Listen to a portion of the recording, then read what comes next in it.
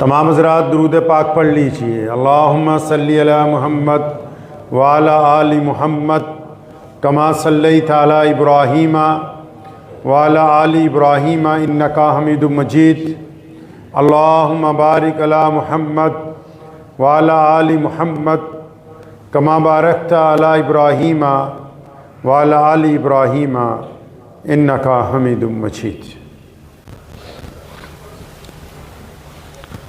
कुरान पाक में अल्लाह करीम ने वाज़े तौर पर के दिलों के अंदर है। आज दुनिया में जो मसाइल हैं उनमें बड़ा मसला एक ये है कि जितने भी लोग हैं वो अपनी अपनी जगह पर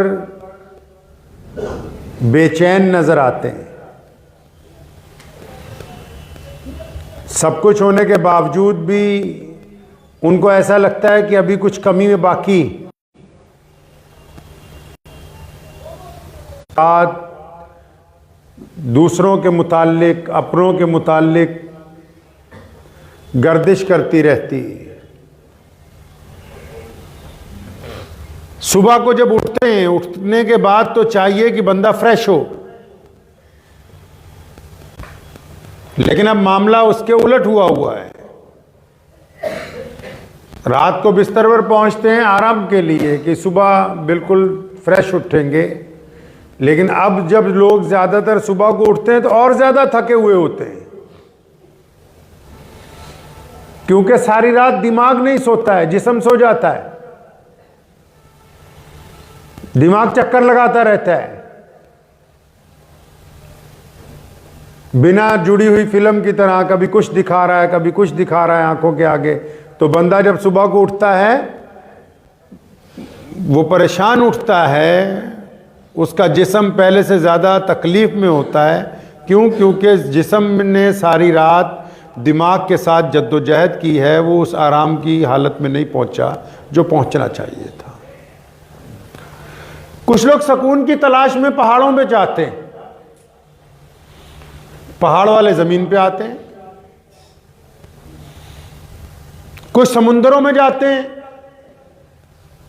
दरियाओं के चक्कर लगा रहे हैं।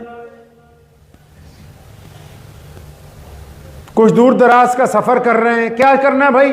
भी सुकून चाहिए, बोर हो गए हम, बोर बहुत हैं, बोरिंग चल रही है जिंदगी। अब जिंदगी इतनी बोर हो गई है, उसको खुशी मनाने के लिए कोई शराब पी रहा है, कोई अय्याशी कर रहा है, कोई गुंडागर्दी कर रहा है, कोई किसी से गंदा मजाक कर रहा है, कोई ठगियां मार रहा है। उसको फन का नाम दे दिया दुनिया ने, फन। जो जितनी चरब जुबानी कर रहा है, बेईमानी कर रहा है, कहते ये तो फन है।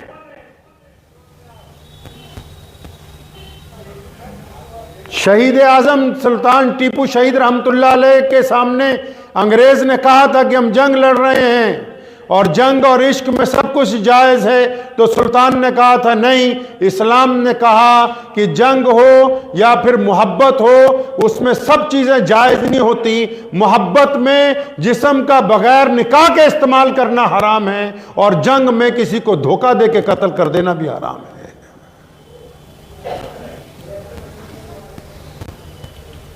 तो परेशान है दुनिया आज। अब परेशान क्यों है भाई?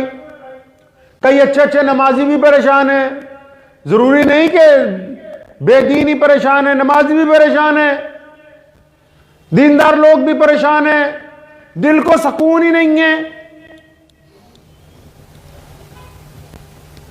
दिल को जिस जगह होना चाहिए इत्मीनान, तसल्ली, वो है ही नहीं।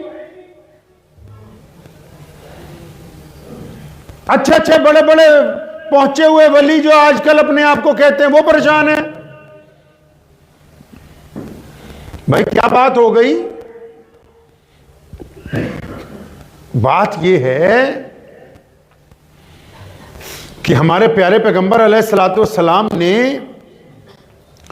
हमें तरबियत फरमाई अपनी उम्मत को कहा कि हकीकत को पहचानना है हमेशा। अपनी बेटी सैयदा फातिमा तो ज़हरा रज़ी अल्लाह ताला अन्हा, कौन फातिमा? जो मोहम्मदुर रसूलुल्लाह की लखते जिगर हैं, जो जन्नत में तमाम खवातीन की सरदार हैं। इस बात से अंदाजा लगा लो कि कल क़यामत के दिन जब अल्लाह का दरबार लगा हुआ होगा, जब फातिमा ने गुजरना होगा तो ऐलान होगा, तमाम नबी व कुतुब गौस अब्दाल सहाबी सब मौजूद होंगे। जब सैयदा फातिमा की सवारी गुजरेगी, हुक्म होगा कि अपनी अपनी आंखें झुका लो कि मोहम्मद रसूलुल्लाह सल्लल्लाहु अलैहि वसल्लम की बेटी गुजरने वाली है। जिनको दुनिया में रसूलुल्लाह ने बता दिया कि बेटा मेरे बाद सबसे पहले तुमने मुझसे आके मिलना है, जिनको ये बता दिया हो कि बेटा तू जन्नत की औरतों की सरदार है, तेरे बच्चे जो हैं जन्नत में नौजवानों के सरदार हैं, उनको भी रसूलुल्लाह सल्लल्लाहु अलैहि वसल्लम ने एक दिन फरमाया, फातिमा बेटा एक बात याद रखना, अगर अल्लाह करीम हिसाब लेने पर आ गए तो फिर उसका हिसाब तो तुम्हें खुद ही देना पड़ेगा। हकीकत समझा रहे हैं मोहम्मद रसूलुल्लाह सल्लल्लाहु अलैहि वसल्लम। मूसा अलैहिस्सलाम का आखिरी वक्त आया ना, जब फरिश्ता पहुंचा, नबियों के पास जब फरिश्ते आते हैं जान निकालने के लिए, उनको बताना पड़ता है आके कि हम फला फरिश्ते इस काम के लिए आए। जैसे फरिश्ता पहुंचा मलकुल मौत, उसने सलाम किया और जब उसने जान निकालने की बात की, हजरत ने इतनी जोर से थप्पड़ मारा कि वो वहां दूर जाके गिरा, उसकी आंख निकल गई एक। अल्लाह के करीबी थे ना, अल्लाह से बातें करते थे ना, मूसा कलीमुल्लाह थे। ओए तेरी इतनी जुर्रत, तू मूसा की जान निकालने आया, भाग जाए यहां से। और फरिश्ता वापस अल्लाह के पास गया कि अल्लाह वो तो आपका जो नबी हैं वो तो नाराज हो गए। फरमाया अच्छा जाके कह दो कि बैल की पुश्त पर हाथ फेरें, जितने बाल एक हाथ के नीचे से गुजर जाएंगे उतने 1000 साल उम्र बढ़ा देंगे हम। मतलब अगर हाथ फेरा 10 बाल गुजरे तो 10,000 साल। अब बाल कितने होते हैं आपको अंदाजा? तो पहुंच गया वापस के हजरत, वो अल्लाह ने हुक्म दे दिया है कि आप इस जानवर की पुश्त पर हाथ फेरिए, जितने बाल गुजर जाएंगे हाथ के नीचे से उतने 1000 साल उम्र बढ़ा देंगे। फरमाया अच्छा उसके बाद क्या होना है? उसके बाद क्या होने वाला है? फरमाया उसके बाद फिर मौत आने वाली है। फरमाया जब इतने 1000 साल गुजरने के बाद फिर मौत आने वाली है तो हम फिर हकीकत को क्यों ना पहचाने? उस बात को छोड़ दो कि हमने पुश्त पर हाथ फेरना है, फिर जब जाना 1000 साल बाद है तो फिर उससे बेहतर आज क्यों नहीं जाना चाहते? मसला दुनिया का यह है कि जो हकीकत है हम उस हकीकत को तस्लीम ही नहीं कर रहे। जो बंदा जहां पर है वो अपने आप को उससे आगे बताना चाहता है, कोई भी हो, अपनी तारीफ अपनी सिफात 24 घंटे अपनी मैं लगा रखी है कि मैंने ये कर दिया, मैंने वो कर दिया। मसला ये फंसा हुआ है घर वालों के साथ भी कि अबे मान लो मैंने तुम पे एहसान किया है, तुम्हें घर बना के दिया, तुम्हारे लिए खाने का इंतजाम कर रहा हूं, तुम्हारे लिए ये कर दिया, भाइयों के लिए कर दिया, मां बाप के लिए कर दिया। जो लफ्ज़ मैं है जो नहीं है वो अपने आप को बताना चाहता है, जो जिस भी मुकाम पे है बंदा। अब वो क्योंकि दूसरा मानता नहीं है, अगला कहता है मुझे मानो, अगला कहता है मैं मानूंगा नहीं, तो बहुत बड़ा तो आलिम मान होता है, मैं तो नहीं मानूंगा। अच्छा जी तो मुझे बहुत बड़ा अफसर समझो, कहते जी मैं तो नहीं समझूंगा। अब वो इस चक्कर के अंदर फंसे हुए हैं कि भाई दूसरा बंदा हमें मान ले किसी तरह, जो हम नहीं हैं, जो हमने अपने ऊपर खौल बना रखा है, जो हमने खौल बना रखा है अपने ऊपर, उसको किसी तरह तस्लीम कर लिया जाए। अब वो दूसरा बंदा तो उसको कभी तस्लीम करेगा नहीं। अब फिर हम परेशान हैं सारी रात कि अच्छा फलां ने हमें नहीं माना, फिर इसलिए भी परेशान है कि यार फलां आगे क्यों जा रहा है, फलां इतनी सामान क्यों ले आया, फलां ने गाड़ी क्यों खरीद ली, फलां ने ये क्यों कर लिया, फलां ऐसे कैसे बन गया। आपने बनाया है। वो कोई बंदा कार में जा रहा हो ना, खुद बंदा फट्टे पे बैठा होता है और यार आ देखो ਇਹਦਾ ਮੂੰਹ ਤੇ ਗੱਡੀ, मतलब कहते इसकी शक्ल देखो, ये गड्डी जो गएगा नहीं। अब तुम अल्लाह की तकसीम के ऊपर अपने आप को हावी समझते हो। अल्लाह बेहतर जानते हैं किसको क्या देना था, कि तुम बेहतर जानते हो। अगर तेरी इतनी अच्छी शक्ल होती, तू ना गाड़ी पे बैठा होता, तू तो फट्टे पे बैठा है, वो गाड़ी में जा रहा है। लोगों को जो कुछ अल्लाह करीम ने अता फरमाया, वो अल्लाह करीम ने अपने फजल से, जिस भी बंदे को, अगर कोई बंदा किसी मुकाम पर भी है तो उसमें उसका कोई कमाल नहीं है। नोट कर लीजिए इस बात को। अगर मेहनत से, इल्म से, रुतबे से, नस्ल से, अगर इन चीजों की वजह से इज्जत मिलती, दौलत मिलती, अगर मेहनत की वजह से मिलती, तो सबसे ज्यादा पैसा दिहाड़ीदार मजदूर कमाता, जो सुबह को ईंटें ढोने शुरू करता और शाम हो जाती है उसको। लेकिन दुनिया में देखिए, अंगूठा टेकों के आगे बड़े बड़े अफसर पानी भर रहे हैं, उनकी कंपनियों में मुलाजिम हैं। कंपनियों में जाइए, कंपनी का चेयरमैन अंगूठा टेक होता है और मैनेजिंग डायरेक्टर पता नहीं कितनी 1000 डिग्रियां उसके पास, लेकिन वो उसके मतहत है।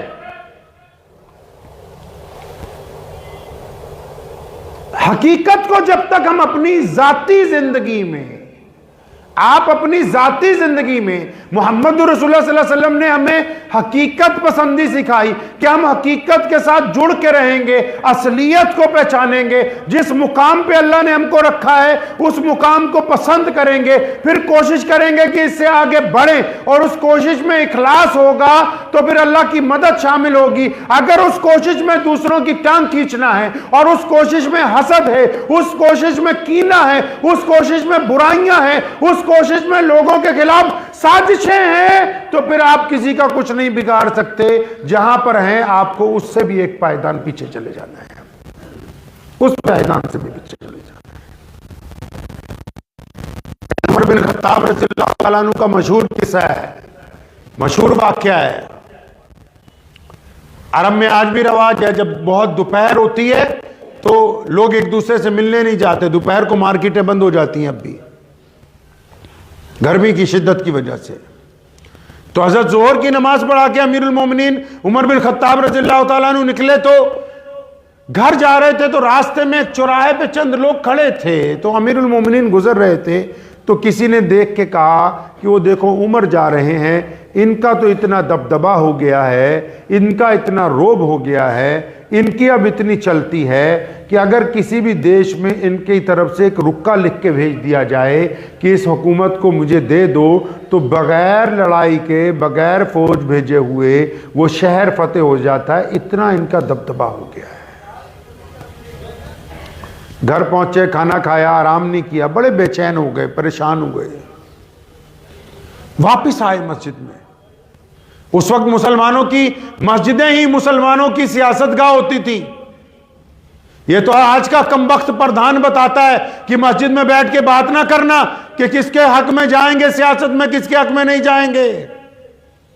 ये तो अब मौलवियों ने और लीडरों ने मिलकर रवाज डाला कि इस्लाम को अलग करो, सियासत को अलग करो, ताकि ये सियासत के मैदान में जलील हो जाए, रुसवा हो जाए, इनको पूछने वाला कोई ना हो। ये तो अब रवाज डाला इस मुल्क में हमने।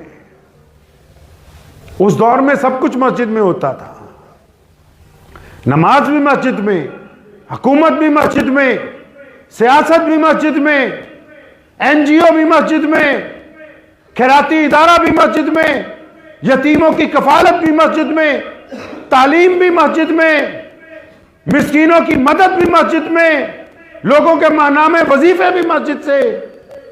उस वक्त सब कुछ मस्जिद में होता था। तो हजरत वापस पहुंच गए मस्जिद। वापस दोपहर को ही कैबिनेट की मीटिंग बुला ली। बड़े बड़े सहाबा उसमें थे, हज़रत अबू अय्यूब अंसारी रज़ियल्लाहु ताला अन्हु जैसे लोग, फुकराए सहाबा सैयदना अबू ज़र गफ़ारी रज़ियल्लाहु ताला अन्हु, अमीरुल मोमिनीन सैयदना उस्मान बिन अफ़्फ़ान और मौला अली करमुल्लाह वजह जैसे लोग। दोपहर को ही कैबिनेट की मीटिंग बुला ली।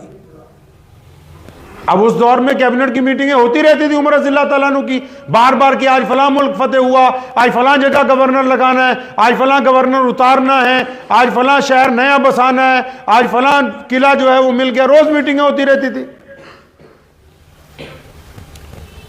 अब इतनी दोपहर को जब मीटिंग बुलाई तो वो सारे कैबिनेट में जितने साहबा रज़ियल्लाहु ताला अजमईन थे वो बड़े हैरान हुए कि यार इतनी दोपहर को कौन सी इमरजेंसी पड़ गई है।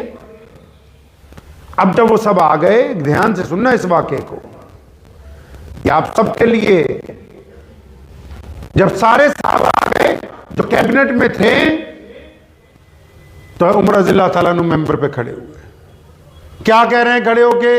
और फरमाया जब मैं तो छोटा था, 10-12 साल का था, मक्के में जब कहत पड़ जाता था तो मेरी माँ जो है मुझे अपनी बहन के घर भेज देती थी, मौसी के घर, उसके गांव जहां वो ब्याही हुई थी। कहती थी जब मैं वहां, कहते हैं फरमाते हैं कि जब मैं वहां पहुंचता था तो उस घर के लोग कहते थे लो देखो मक्के के भुक्कड़ आ गए, क्योंकि मक्के में कहत पड़ जाता था गर्मियों में, तो मुझे वहां भेज देती थी गांव। तो फरमाते हैं कि मेरी मौसी का मियां मुझे देख के कहता था ये मक्के के भुक्कड़ आ गए हैं, अब ये यहीं रहेगा 2 महीने, मुफ्त की तोड़ेगा। तो उसने मुझे अपने ऊंट पकड़ा देने सारे 20-25 और मुझे सुबह को भेजना जंगल में कि इन ऊंटों को चराओ। फरमाया मैं शाम को आता था तो मुझे 1 मुट्ठी खजूरों की या कभी 1 मुट्ठी किशमिश की जो है वो दिया करता था। तो साहबा ने कहा अमीरुल मोमिनीन ये जो आप किस्सा सुना रहे हैं ना, ये तो हमें पता ही है, हम भी वहीं रहते थे मक्के में, हमें पता है कि क्या होता था तुम्हारे साथ। और फरमाया नहीं यार तुम्हें पूरी बात नहीं पता।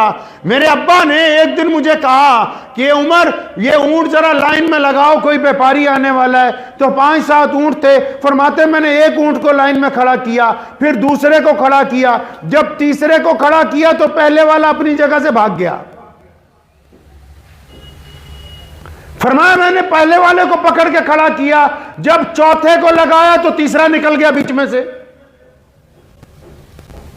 फिर तीसरे को लगा के 5वें को पकड़ा, दूसरा भाग गया। तो फरमाया मेरे अब्बा मुझे देख रहे थे बहुत देर से, जब मैं 5 ऊंट लाइन में नहीं ना लगा सका तो वो आए मेरी गर्दन पे एक चपत मारी और फरमाया तुझे इतनी तमीज नहीं कि एक 5 ऊंट तेरे से लाइन में नहीं लग रहे। साहबा ने कहा अमीरुल मोमिनीन हमें यह भी बात पता है, आपका मतलब क्या है? तो सैयदना उमर रज़ियल्लाहु ताला अन्हु रोने लगे। फरमाया मैं गुजर रहा था ना, लोगों ने कहा उमर का बड़ा दबदबा है, उमर का बड़ा रोब है, तो मैं तुम्हें इसलिए दोपहर को बुलाया कि तुम्हारे सामने अपनी औकात याद कर सकूं कि जब हम मुसलमान नहीं थे, जब तक रसूलुल्लाह नहीं आए थे, जब तक हमारे पास ईमान नहीं था, तो उमर से तो 5 ऊंट लाइन में नहीं लगते थे। आज 22 लाख मुरब्बा मील के ऊपर उमर को बरा नहीं कर। नारे तकबीर, नारे तकबीर, नारे तकबीर, दीन इस्लाम, दीन नबूवत, नारे तकबीर। हकीकत को नहीं छोड़ा। एक दिन जुमा पढ़ाने के लिए पहुंचे, कुछ देर हो गई, दरवाजे पे सैयदना अबू ज़र गफ्फारी रज़ियल्लाहु ताला अन्हु थे, बड़े जलीलुल कदर साहबी हैं, फुकराए साहबा में से हैं, हजारों लाखों रुपए भी जब किसी ने दिए 1 घंटे में लुटा दिए, 1 घंटे में बांट दिया करते थे, खुद फाके से जिंदगी गुजारी। तो उमर देर से पहुंचे, डांटा और फरमाया तेरे नौकर हैं, तू देर से आया जुमा पढ़ाने के लिए। तो सैयदना उमर फारूक रज़ियल्लाहु ताला अन्हु खड़े हुए और फरमाया मेरी गलती नहीं है, मेरे कपड़े जो हैं गीले थे, एक ही जोड़ा है मेरे पास, हाथ लगा के देख लो अभी भी गीले हैं। हम लोग इसलिए परेशान हैं, ये दुनिया में जितने लोग हैं क्यों परेशान हैं? बड़ी बड़ी कोठियों वाले, महलों वाले, आम लोग सारे क्यों परेशान हैं? हम कहते हैं लोग हमारे वजूद से आगे जाके मानो हमें, हम हकीकत को नहीं पहचानने के लिए तैयार। जो जिस हकीकत में अल्लाह ने हमें पैदा किया, जिन हालात में हम रहते हैं, जो हमारे माँ बाप हैं, हम तो दूसरे के खूबसूरत माँ बाप को देख के अपने माँ बाप को माँ बाप कहने के लिए तैयार नहीं, दूसरे के अच्छे घर को देख के अपने घर को घर दिखाने के लिए तैयार नहीं। अल्लाह ताला ने जिस हालत में जिसको रखा है वो तब भी लाखों करोड़ों लोगों से बेहतर है। दिल बेचैन है, परेशान है कि यार रिश्तेदार मान लें किसी तरह, मुझे मेरे मोहल्ले वाले मान लें कि मैं बहुत चीज बन गया हूं, शहर वाले मान लें, मनवाने वाली जात तो अल्लाह की है। आपके मानने ना मानने से कुछ नहीं होगा। नमाजियों के दिल परेशान है, अरे मान लो मोहल्ले वालों में 5 वक्त का नमाजी हूं, अजी मैं तहज्जुद पढ़ रहा, मैंने तो इशराक की नमाज पढ़ी, आज रात तहज्जुद पढ़ने आया था, सारी रात परेशान रहा, लोटा नहीं मिला, जानमाज नहीं मिला। मतलब तू दुनिया को बताना चाहता है कि मैं नमाजी हूं। दिल मुतमईन नहीं है, दिलों का रोग लगा हुआ है। दिल को भी 2 तरह के रोग लग जाते हैं ना, एक तो ज्यादा कौरमे बिरयानियां खाने से इसकी ब्लॉकेज बढ़ जाती है इसमें ना, और दूसरा ज्यादा मैं करने से भी ये बेचैन हो जाता है, इसमें टिकाव नहीं आता है। फिर अगर आप दिल का सुकून चाहते हैं, कई लोगों को सुकून है नहीं, 2-2 मिनट बाद, 2-2 घंटे बाद, हर एक दिन देखो नए लोगों के साथ खड़े गप्पे मार रहे हैं, यार मैं ये हूं, मैंने ये किया था, मैं वो हूं।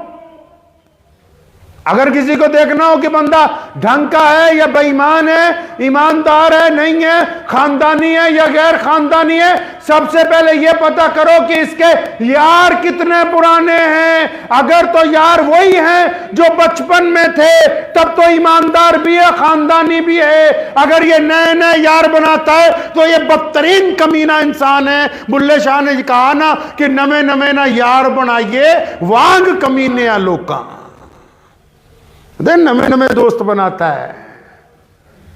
इसको तो सिर्फ मैं की पड़ी हुई है, रोज नई यारियां गांठता है।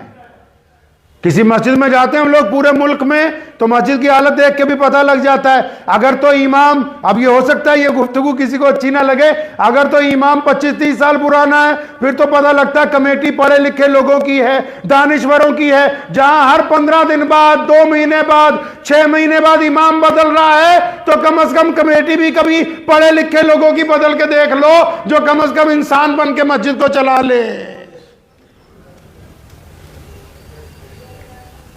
निजाम वही लोग होते हैं जो मुखलिस हों और जिनका दिल ठहरा हुआ हो। और दिल कब ठहरेगा?